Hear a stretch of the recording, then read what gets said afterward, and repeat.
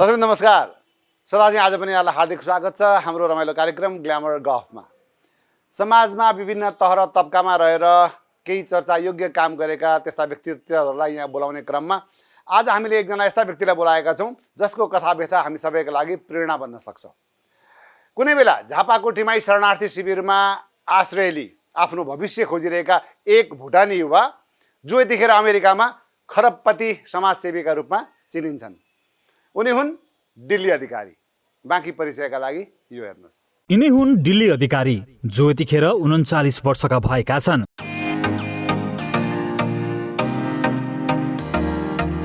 दिल्ली 7 वर्षका हुँदा उनलाई लिएर उनका बुवा आमा नेपाल छिरेका थिए र शरणार्थीका रूपमा झापाको टिमाई स्थित भुटानी शरणार्थी शिविरमा आश्रय लिन पुगे। दिल्लीको प्रारम्भिक शिक्षा त्यही शिविरभित्रकै कटेरो स्कुलमा भएको हो। प्रखर बुद्धिका धनी अधिकारी पढाइमा माहिर थिए। प्रखर बुद्धिकै कारण छात्रवृत्तिमा भारतको कालिम्पोङ स्थित कुमुदिनी होम्सबाट +2 र सिलगढीको सिटी कलेजबाट एकाउन्टमा अनर्स गर्दै सिक्किमको मणिपाल कलेजबाट MBA सम्मको अध्ययन गरेका छन् यिनले। पढाइपछि यिनले 3 वर्ष जति शिविर व्यवस्थापन समितिको सचिव भई काम गरे। पछि 2010 मा अमेरिकी पूर्णवास योजना IOM अन्तर्गत अमेरिका पुगे। यतिखेर दिल्ली अधिकारी सपरिवार अमेरिकाको ओहायो राज्यको कोलम्बस भन्ने शहरमा बस्छन्।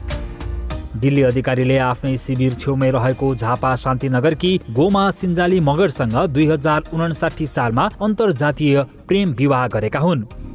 परिवारमा बुवा आमा श्रीमती 2 छोरी र 1 छोरा छन् यिनका। जेठो दाइ भने अहिले पनि भुटानमै छन्। जे होस्, अमेरिकामा सुरुमा ज्याला मजदुरीका रूपमा काम गरेका दिल्ली अधिकारी यतिखेर भने अमेरिकामा खरबपति व्यवसायीका रूपमा चिनिन्छन्। अमेरिकाको विभिन्न राज्यमा 35 वटा जति होम केयर सेन्टर सञ्चालित छन् यिनका। इन्टरनेसनल होम केयरका नाममा खोलिएका उक्त सेन्टरमा लगभग 10,000 जतिलाई त रोजगार नै दिएका छन् र यिनले। शारीरिक रूपमा अशक्त असहायहरूको आश्रयस्थलका रूपमा परिचित यिनको होम केयर सेन्टरमा बच्चादेखि वृद्धसम्म लगभग 7,000 जति परिवारले सेवा लिइरहेका छन् रे। जे होस्, बालबच्चादेखि वृद्धसम्मको सेवा गर्दै नाफामूलक कम्पनी सञ्चालन गरिरहेका दिल्ली अधिकारीले आफ्नो त्यो कम्पनीबाट आर्जित कमाइलाई विभिन्न समाजसेवामा खर्च गरिरहेका छन्। International welfare and support foundation of America नामको यिनको अर्को संस्था पनि छ, जुन संस्थाले नेपालमा रहेका लगभग 7,000 जति भुटानी शरणार्थीलाई आपद विपदमा मात्र सहयोग पुर्याइरहेको छैन, 75 वर्षभन्दा माथिका वृद्धहरूलाई जनही 5,000 का दरले मासिक रूपमा आर्थिक सहयोग पनि गरिरहेको छ। भुटानी शरणार्थी शिविरमा रहेको भुटानी बालबालिकाहरूले राम्रो शिक्षा पाउनुपर्छ भन्ने उद्देश्य सहित लगभग 35 जना जति दक्ष शिक्षक शिक्षिकाहरूको समेत व्यवस्थापन पनि यिनकै फाउन्डेसनले गरिरहेको छ। कोभिडको महामारी बढिरहेका बेला इन्ट्रा फाउन्डेसनले नेपालमा ठूलै धनराशि खर्च गरेको थियो। अभिनेता दिलीप रायमाझी र अर्का अभिनेता रमेश ढुङ्गानाको नेतृत्वमा लगभग 6 करोडको हाराहारीमा खाद्यान्न लगायतका सामग्री वितरण गरेको थियो। अमेरिकामा पनि नेपाली बालबालिकाका लागि शास्त्रीय संगीत र क्लासिकल डान्सको निशुल्क प्रशिक्षणको व्यवस्था पनि यिनकै संस्थाले मिलाएको छ। र अर्को कुरा, गायन तथा नृत्यको रियालिटी सो मेरो भोइस कप USA र मेरो डान्स कप USA नामक रियालिटी सो विगत 4 वर्षदेखि यिनकै संस्थाको आयोजनामा अमेरिकामा सञ्चालित छन्। दिल्ली अधिकारी गीत सङ्गीतमा पनि उत्तिकै रुचि राख्छन्। अहिले पनि त्यस्तै ताल पर्यो भने गीत गाउन थालिहाल्छन्।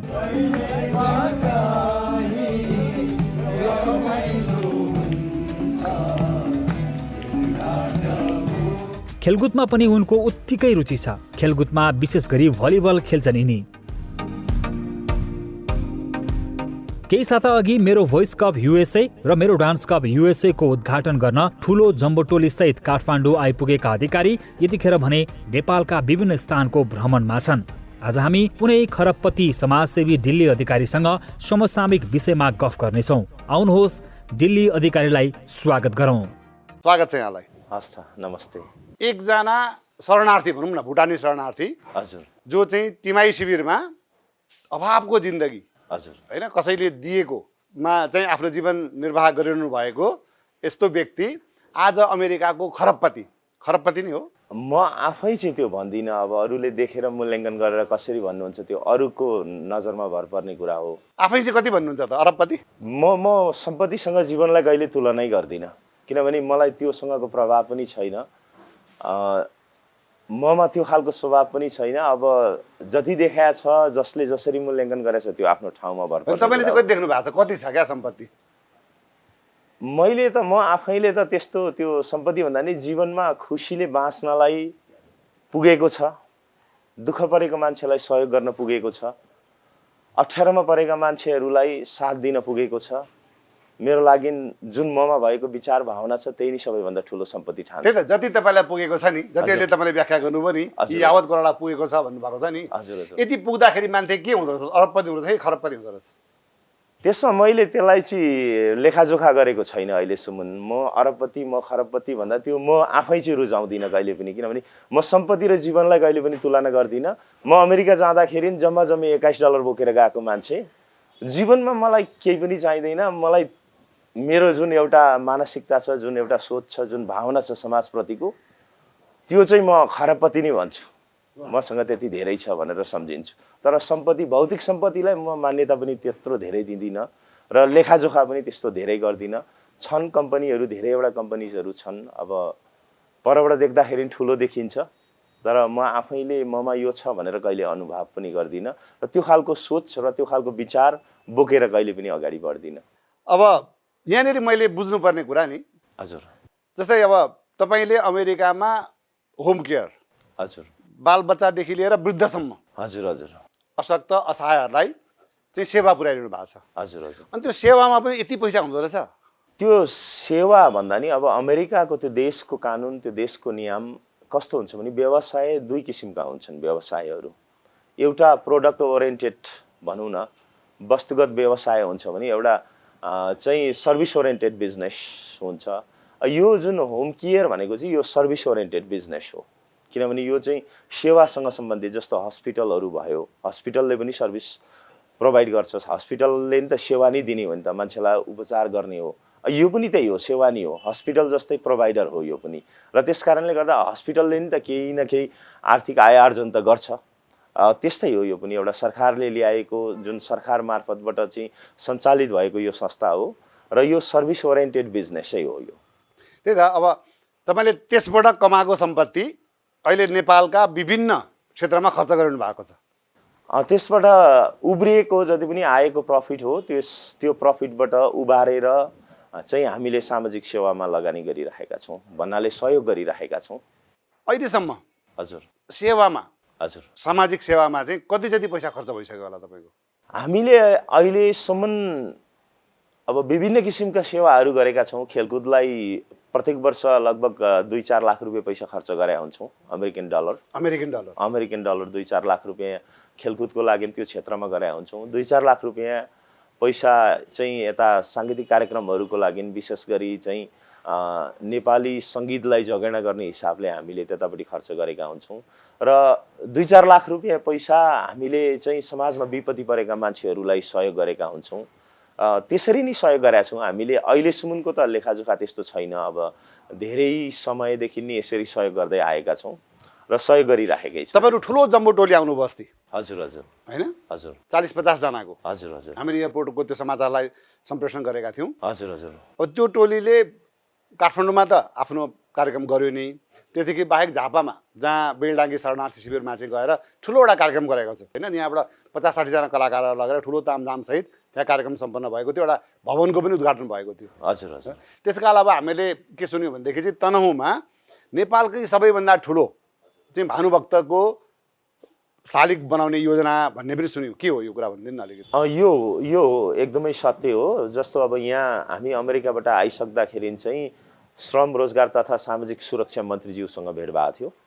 नेपाल र नेपालीहरूको लागि यति धेरै महत्त्वको विषयमा गफ भए पछाडि भानुभक्तको जुन एउटा स्मृतिको लागि चाहिँ हामीले केही गर्न सकिन्छ भने केही गरौँ भन्ने खालको कुरा उठिसके पछाडि उहाँले त्यो विषयमा, त्यो प्रसङ्गमा कुरा ल्याए पछाडि चाहिँ ठिक छ, भानुभक्त जन्मस्थलमा भ्रमण गर्छौँ हामी, र भ्रमण गरेर संसारमा रहेको भानुभक्तको मूर्ति जुन अथवा शालिग भन्दाखेरि अझै ठुलो शालिग हामी इन्टर फाउन्डेसनले जुन ठाउँमा जन्म भएको थियो त्यही ठाउँमा हामी निर्माण गर्छौँ भनेर हामीले निर्णय गऱ्यौँ। र उहाँको घर पनि लडेको छ, त्यो जुन एकदम भग्न अवस्था छ, पुरै घर लडेको छ। त्यहाँनिर चाहिँ अब शालिगहरू केही पनि छैन, र त्यहाँ चाहिँ इन्टर फाउन्डेसनले चाहिँ संसारको सबैभन्दा ठुलो भानुभक्तको शालिग चाहिँ बनाउने भनेर, संसारकै सबैभन्दा ठुलो, संसारको भानुभक्तको जति भानुभक्तका शालिग जहाँ जहाँ जति छन् बनेका छन् ती मध्येको सबैभन्दा ठुलो शालिग कत्रो हुन्छ त त्यो 25 देखि लगभग 24-25 फिट भन्दा माथि नै हुन्छ माथिको हुन्छ यो कहिलेसम्म बनिसक्छ हामी त अब तयारी छौँ यो अब यसमा चाहिँ हामीले आर्किटेक्टसँग पनि गफ गर्नको लागि जमर्को गरेका छौँ अब यसमा चाहिँ प्राविधिक कुराहरूलाई चाहिँ व्यवस्थापन गर्न अलिकति समय लाग्न सक्छ र प्राविधिक कुराको व्यवस्थापन भइसक्दाखेरि हामी त तयारी छौँ हामी त भोलिदेखि सुरु गर्नलाई तयारी छौँ त्यही प्राविधिकको कारणले गर्दाखेरि अब विभिन्न कुराको व्यवस्थापन गर्नु पर्यो अब त्यसको आर्किटेक्टहरू पनि 1 वर्षभित्रमा हामीले त्यहाँ संसारकै सबैभन्दा ठुलो भानुभक्तको शालिग त्यहाँ हेर्न पाउँछौँ बनाइसक्छौँ त्यो बहुत राम्रो हजुर अब जस्तै नि अर्को एउटा कुरा चाहिँ अब यतिका पैसा छ होइन तपाईँसँग अब भन्नेहरूले खरबपति भन्छन् अब त्यो तपाईँ जान्नुहोस् अहिले जुन तपाईँको नेपाल भ्रमण भयो नि यसमा यहाँ के कुरा उठेको छ भने एयरपोर्टदेखिको हामीले समाचारहरू सङ्कलन गरिरहँदाखेरि चाहिँ त्यहाँ ठुलो तामझाम देखिन्छ क्या तपाईँहरू आउँदाखेरि चाहिँ त्यहाँ के अरे एकदम राजा महाराजा जस्तो चाहिँ त्यहाँ पञ्चकन्याहरू राखेर पुरा त्यहाँ युवा युवतीहरू जम्मा पारेर पुरा त्यहाँ ब्यानरहरू राखेर फुलमालाले चाहिँ तपाईँहरूलाई पुरेको देख्यौँ क्या हामीले जहाँ जहाँ तपाईँ जानुभयो त्यहाँ त्यस्तै सिनेरियो देखियो र यो सबै चाहिँ पैसा बोलेको हो धन तपाईँको सम्पत्ति बोलेको हो सम्पत्तिको आडमा गरिएको हो प्रायोजित हो नियोजित हो भन्छन् नि के हो त यो चाहिँ बिल्कुलै होइन किनभने मैले त अझै के पनि भन्ने गरेको छु भने यो सम्मान मलाई आवश्यकता छैन किनभने म स्वतन्त्र र सामान्य जिन्दगी बिताउन चाहन्छु जहिल्यै पनि किनभने मलाई त्यो मान सम्मानको आवश्यकता पनि छैन किनभने मलाई मान सम्मान गरिन्छ त मेरो कर्मलाई हेरेर गरिन्छ सम्पत्तिलाई हेरेर म भन्दा त अरबौं अरब सम्पत्ति धेरै कमाउने मान्छे पनि हुनुहुन्छ नि त नेपालमा के म भन्दा धनी मान्छे हुनुहुन्न र संसारभरि म भन्दा धनी मान्छेहरू हुनुहुन्न र अमेरिकामा बस्ने म भन्दा 20औं वर्ष अगाडि गएर बसेका व्यवसायीहरू हुनुहुन्न र धेरै हुनुहुन्छ नि त तर मान्छेको सम्पत्ति र व्यक्तिलाई मान्यता गर्ने होइन उसको कर्मलाई चाहिँ मान्छेले इज्जत गर्ने कर्मलाई सम्मान गर्ने हो त्यसकारणले गर्दा जुन कर्म गरेको छु जुन एउटा समाजप्रतिको सद्भाव राखेको छु समाजमा दुःख परेका अप्ठ्यारो परेका मान्छेहरूलाई जसरी सहयोग गरेको छु जुन सकारात्मक सोच बोकेर हिँडेको छु हाम्रो भावी सन्तति भावी पीडितलाई एउटा हौसलाको स्रोत बन्ने जुन प्रयास गरेको छु यो राम्रो बाटो हो र जहिले हामीले सकारात्मक भएर अगाडि बढ्नुपर्छ एउटा मानव भएर समाजको उत्थानको लागि कल्याणको लागि गरिब दुखी निमुखा मान्छेहरूको सेवाको लागि हामीले कर्म गर्न सकेनौँ भने जीवनको कुनै औचित्य छैन भनेर जुन किसिमको भावना मैले प्रकट गरेका छु र जसरी सेवा गरेको छु कोभिडको बेलामा नेपालमा जसरी हजारौं मान्छेलाई चाहिँ काठमाडौँमै खाना खुवाइयो शरणार्थी शिविरमा रहेका वृद्ध असहाय मान्छेहरूलाई जसरी सहयोग गरिएको छ त्यहाँ रहेका बालबालिकाहरूलाई जसरी सहयोग गरिएको छ र नेपालमै जतिखेर विपत्ति पर्छ आपत्ति परेको बेलामा चाहिँ नेपालमा पनि जुन किसिमले एउटा सम्मान हिसाबले सहयोग गरिएको छ त्यो सहयोग गरेको कारणले गर्दाखेरि कर्मलाई मध्यनजर गरेर नेपालमा रहेका जति पनि नेपाली दाजुभाइ दिदी बहिनीहरूले उहाँहरूले इन्टर फाउन्डेसनलाई नजिकबाट चिन्नु भएको छ बुझ्नु भएको छ र उहाँहरूले म आउँदै गर्दाखेरि चाहिँ जुन मेरो सत्कर्मलाई देखेर चाहिँ उहाँहरूले स्वागत गरेको हो सम्मान गरेको हो स्वतःस्फूर्त रूपमा उहाँहरूले मैले कसैलाई पनि मलाई सम्मान गर्नुहोस् यो पैसा बोलेको जो मान्छेले त्यसरी यो पैसाले गर्दा पैसाको जुन एउटा प्रभावले गर्दा गरिएको भन्ने खालको जो मान्छेले बोलेको छ त्यो चाहिँ भावनाबाट होइन होला प्रतिशोधको कारणले गर्दाखेरि चाहिँ उहाँले बोलायो होला एउटा प्रगतिको जुन गरेको कर्मलाई डाहा गरेको जुन एउटा मानवीय सोचबाट टाढा हुनुहुन्छ जो मान्छे स्वार्थी हुनुहुन्छ जसले अर्काको दुःखलाई जिन्दगीमा हेर्नु भएको छैन त्यो मान्छेले आलोचना गर्न खोजेको होला जस्तो लाग्छ किनभने मैले आजसम्म कुनै मान्छेलाई पनि तपाईलाई थाहा छ म ट्र्यास टिप्छु म बारीमा ट्र्याक्टर कुदाउँछु म बारीमा गएर कोदालो खन्छु म बाटोमा हिँड्ने एउटा सानो बालकदेखि लिएर वृद्ध मान्छेसँग उत्तिकै मिलेर हिँड्छु म साथीभाइसँग खेलकुदमा साना भाइहरूसँग गएर फुटबल खेल्छु म भलिबल खेलिराखेको हुन्छु दिनै भलिबल प्र्याक्टिस गर्न गइराखेको हुन्छु ममा त्यो खालको सोच मलाई सम्मान हुनुपर्छ भन्ने कहिले पनि छैन बरु मलाई यो नगर्नुहोस् यो सम्मानको मलाई खाँचो छैन भनेर म जहिले हिँड्छु तर उहाँहरूले गर्नुहुन्छ कसैले सम्मान गर्नुहुन्छ कसैले इज्जत गर्नुहुन्छ कि मैले शरणार्थी शिविरमा रहेका विभिन्न धार्मिक सङ्घ संस्थाहरूलाई आउनुहोस् तपाईँ च्याब्रुङ बोकेर आउनुहोस् तपाईँ झ्याली बोकेर आउनुहोस् मलाई सम्मान गर्न भनेर भनेको थिइनँ नि त जस्तो पथरीमा त्यहाँको पथरीको युवा क्लबले चाहिँ पथरी शनिसरे कोची जुन युवा क्लबले चाहिँ त्यहाँ प्रिमियर लिगले उहाँहरूलाई म चिन्दिनँ जिन्दगीमा उहाँहरूले बोलाएर स्वागत गर्नुभयो विभिन्न सांस्कृतिक बाजासँग स्वागत गर्नुभयो स्वागत गर्नुको कारण के हो त भन्दाखेरि युवाहरूलाई पनि त्यतिकै समेटेको छु, वृद्धलाई पनि त्यतिकै समेटेको छु। त्यस कारणले गर्दा उहाँहरूले स्वागत गर्नुहुन्छ। जो मान्छेलाई मैले चिनेकै छैन उहाँहरूले स्वागत गर्नुहुन्छ। बाटोमा हिँड्दा दुःख परेको मान्छे, एउटा असहाय मान्छे सडकमा बसेर दुई हात फैलाइरहेछ, मागिरहेछ, त्यो मान्छेलाई गएर मसँग मेरो गोजीमा छ भने म दिन्छु र ऊ खुसी भएर धन्यवाद भन्छ, तपाईँ महान हुनुहुन्छ भन्छ भने मेरो गलत होइन नि त्यो। मैले कुकर्म गरेको होइन नि त। जति पनि यहाँको नेपालमा रहँदाखेरि, नेपालमा आउँदाखेरि जुन प्रकारको यहाँले स्वागत सम्मान पाउनुभयो, जसरी बाहिर कुरा काटियो, त्यो सबै होइन, यी हल्लाहरू हामीले सुनेका हो। तपाईँको त्यस्तो केही होइन होइन प्रायोजित होइन। होइन होइन मेरो मसँग मलाई त्यो विषयमा त म त आज जिन्दगीमा अहिलेसम्म अमेरिकामा पनि म कहिले पनि त्यो खालको सम्मान कहिले पनि खोज्दिनँ, कहीँ पनि कहिले खोज्दिनँ। म त्यो खालको सम्मान खोज्ने खालको मान्छे नै छैन र म साधारण जिन्दगी उच्च विचारमा जिउने मान्छे हुँ। मलाई त्यो सम्मान चाहिन्छ, म ठुलो मान्छे हुँ, ममा त्यो अहमता छैन। किनभने मसँग नजिकबाट काम गर्ने, प्रत्यक्ष हिसाबले काम गर्ने हजारौँ मान्छेसँग सोध्नु भयो भने पनि ममा त्यो खालको अहमता छैन। लाई कति मान्छेले त तपाईँ त्यो पोजिसनको, त्यो लेभलको मान्छे, तपाईँ एउटा कम्पनीको प्रेसिडेन्ट, सिइओ, विभिन्न सङ्घ संस्थामा काम गर्नुहुन्छ, तपाईँ एउटा साधारण काम गर्ने मान्छेहरूसँग गएर किन घोलमेल भएर उत्तिकै मिलेर काम गर्नुहुन्छ? त्यो मेरो एउटा नेचर हो, मेरो एउटा आफ्नो क्यारेक्टर हो, मेरो आफ्नो एउटा चाहिँ सकारात्मक सोच हो। त्यो कसैले त्यो एउटा प्रतिशोधको कारणले गर्दाखेरि बोलिएका कुरा। अर्को पनि के कुरा काटियो भने नि, हजुर, मलाई खबर आयो, मेसेन्जरमा मेसेज आयो कि तपाईँले झापाको बेलडागी शिविरमा चाहिँ त्यत्रो ठुलो सांस्कृतिक कार्यक्रमको आयोजना गरिरहँदाखेरि, हजुर होइन, त्यत्रो तडकबडक त्यत्रो तामझाम गरिरहँदाखेरि चाहिँ ती शिविरमा रहेको एकजना वृद्ध हजुर उपचारको अभावमा छटपटाइरहेकी थिइन्। हजुर अन्ततः यतिखेर त उहाँको मृत्यु भइसकेको छ भन्ने कुराहरू आयो। के हो यो कुरा? त्यो विषयमा अब हामीबाट आइपुगेको, मबाट आइपुगेको, कसैलाई त्यस्तो अप्ठ्यारो परेको छ, कसैलाई दुःख परेछ, कोही मान्छे बिरामी हुनुहुन्छ भने इन्टर फाउन्डेसनले हामीले त्यहीँ शरणार्थी शिविरमा आएर पनि हामीले एकजना बिरामीलाई, त्यो अवस्थाको बिरामीलाई भेटेर 2 लाख रुपियाँ खर्च सहयोग गरेका छौँ। हामीबाट आइपुगेन, हामीले त छाप्राभित्र कसलाई के छ भनेर घर घरमा जाने कुरा पनि भएन। किनभने शिविर व्यवस्थापन समितिले र त्यहाँ रहेका जति पनि शिविरमा रहेका मान्छेहरूले त्यस्तो समस्या हामीबाट ल्याएको कुराहरूमा हामीले सहयोग गर्दैनौँ, हामीले सहयोग नगर्ने भन्ने खालको कुरा कहिले पनि गरेका छैनौँ। जो मान्छेलाई दुःख परेछ, जसलाई अप्ठ्यारो परेछ, हामीले प्रत्येक मान्छेलाई सहयोग गरेका छौँ। अब हामीसँग आउँदैन, हामीले नबुझेको कुरो, हामी त्यो विषयमा अज्ञान छौँ, त्यो विषयमा हामीसँग कुनै पनि किसिमको जानकारी आएको छैन भने त कसरी सहयोग गर्नु र?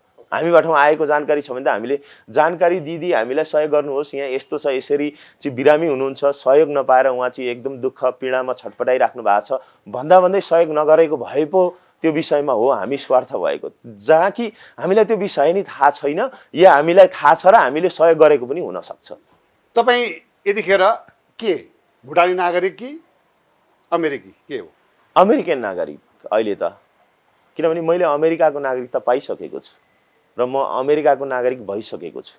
भुटानसँगको त मेरो कुनै पनि केही पनि प्रमाणपत्र छैन नि त, म त अमेरिकन नागरिक हो। भनेपछि यतिखेर अमेरिकी नागरिक तपाईँ? हजुर हजुर। गर्व लाग्छ? गर्व लाग्छ। सुरुमा जाँदाखेरि त के होला कस्तो होला भन्ने एउटा चाहिँ एक किसिमको दुःख लागेको थियो।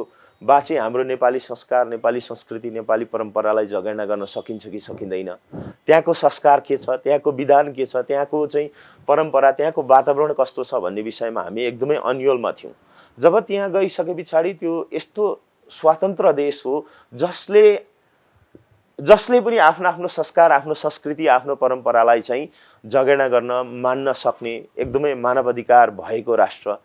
किनभने आफ्नोपनलाई संरक्षण गर्न सक्ने वातावरण जब पाइयो र सम्पूर्ण कुरा त्यो स्वतन्त्रता त्यहाँ जुन भेटियो, त्यहाँदेखि चाहिँ पछाडि चाहिँ अमेरिकन नागरिक हुनमा गर्वै मान्छौँ, हामी गर्व मान्छौँ। त्यो जननी जन्मभूमिश्च स्वर्गादपि गरिएसी भन्ने चाहिँ यहाँमा लागु नहुने हो? जननी जन्मभूमिलाई पनि हामी माया गर्छौँ, माया नगर्ने भन्ने कुरा होइन। भूमिलाई हामी माया गर्छौँ, माटोलाई जहिले माया गर्छौँ, तर त्यहाँको शासकसँगको कुरा आउँछ।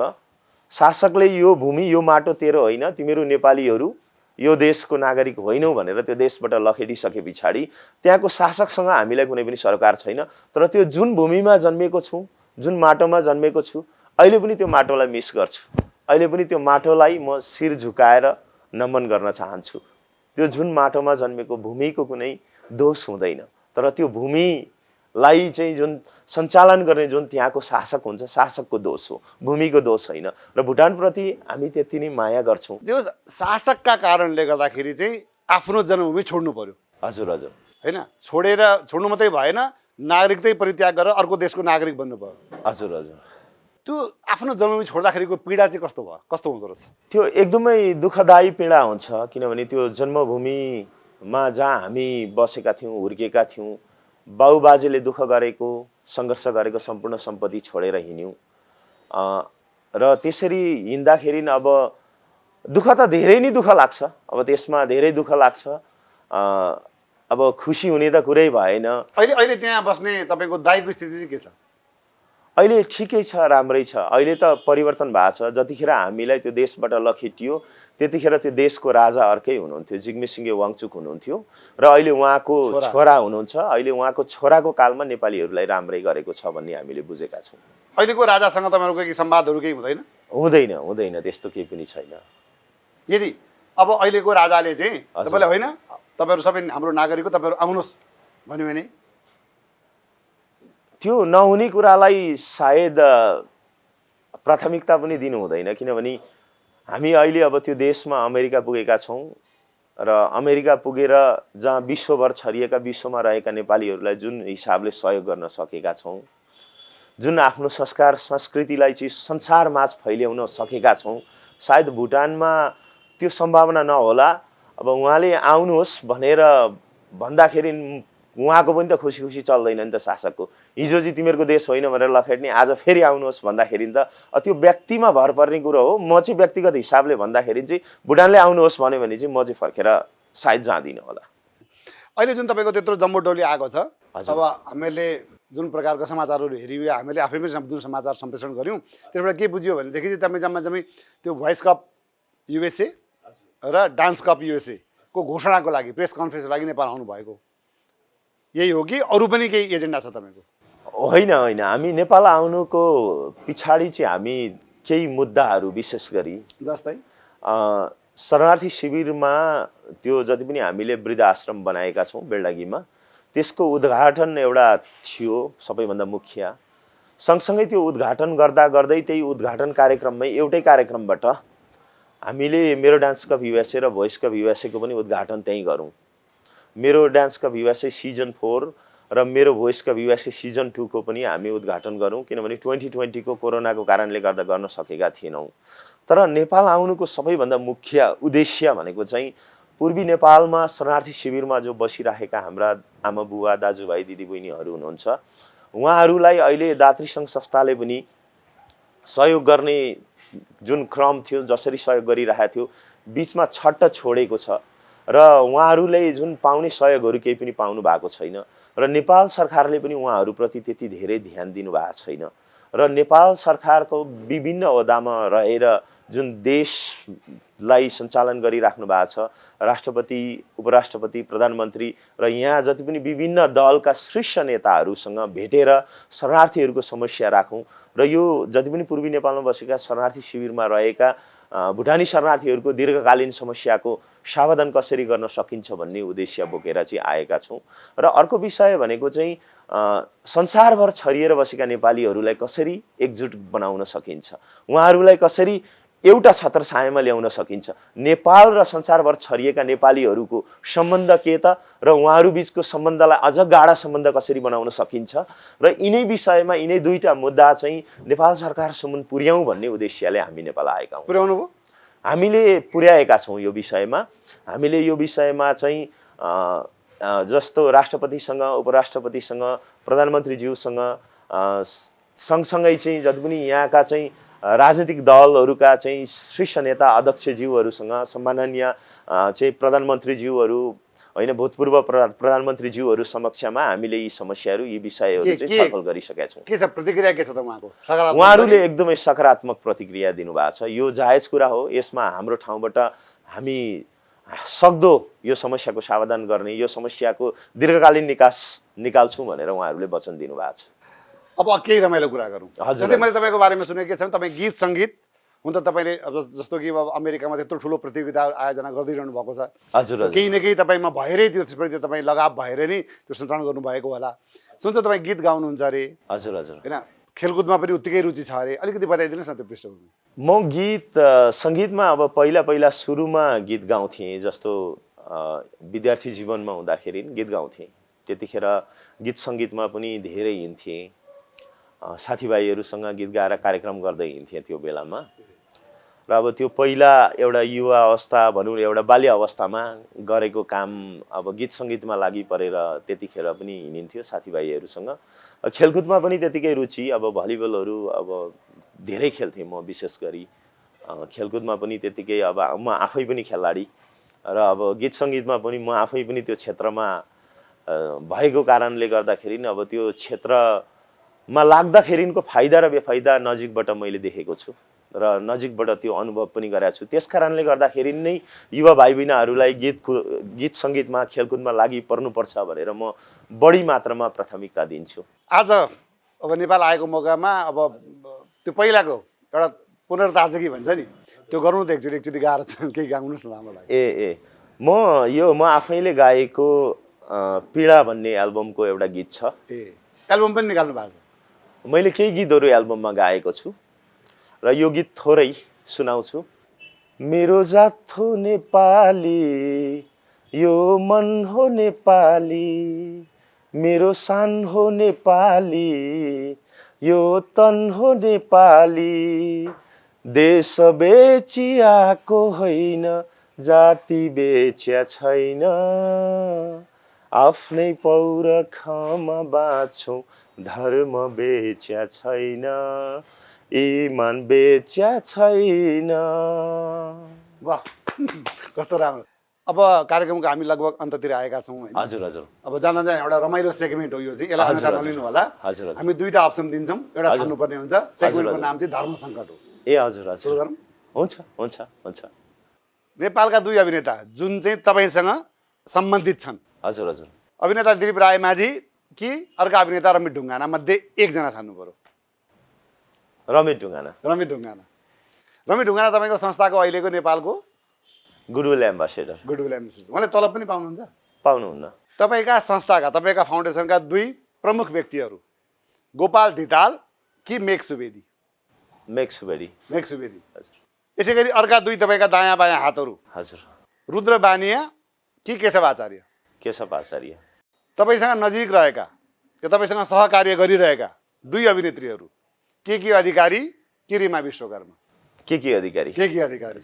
यसै गरी दुई गायकहरू तपाईँसँगै सहकार्य गरेका प्रमोद खरेल कि रामकृष्ण ढकाल? दुवैजना। एउटा छान्नुपर्छ। Ramkrishna Dhakal. Ramkrishna Dhakal. Voice of Nepal season 1 का विजेता सिडी विजय अधिकारी कि सिजन 3 का विजेता किरण गजमेर? सिडी विजय। नेपालका दुई पूर्व प्रधानमन्त्रीहरू। हजुर। हाम्रा नेताहरूसँग कतिको साँठगाँठ छ तपाईँको? मेरो त्यत्रो धेरै साँठगाँठ छैन। छैन।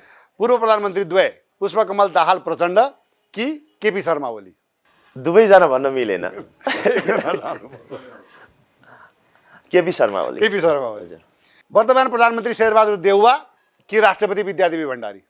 विद्यादेवी भण्डारी। विद्यादेवी भण्डारी। तपाईँकै संस्थामा आबद्ध दुई व्यक्तिहरू नृत्य निर्देशक शङ्कर विशी कि राजेश खतानी? शङ्कर विशी। अन्तिममा डान्स कप कि भोइस कप? तपाईँका दुई आयोजनाहरू। Dance cup. Dance cup. हस्, धेरै धेरै धन्यवाद कार्यक्रममा जुन समय दिनुभयो। हजुर। र अर्को हप्ता जाँदै हुनुहुन्छ, यहाँलाई शुभयात्रा पनि। हजुर। धेरै धेरै धन्यवाद यहाँलाई। हस् त। हस् त, यहाँलाई पनि धेरै धेरै धन्यवाद। आजको हाम्रो यो गफ यहाँलाई के कस्तो लाग्यो कृपया सुझाव सल्लाह दिनुहोला। र जाँदै हामीलाई जसले यो सेट प्रोभाइड गरिदिएको छ बारदरी परिवारलाई विशेष धन्यवाद छ। र आगामी साता अर्को नयाँ पाहुनाका साथमा फेरि हामी प्रस्तुत हुनेछौँ। तबसम्मलाई मलाई र मेरो इन्टायर टिमलाई बिदा दिनुहोस्। जय होस्।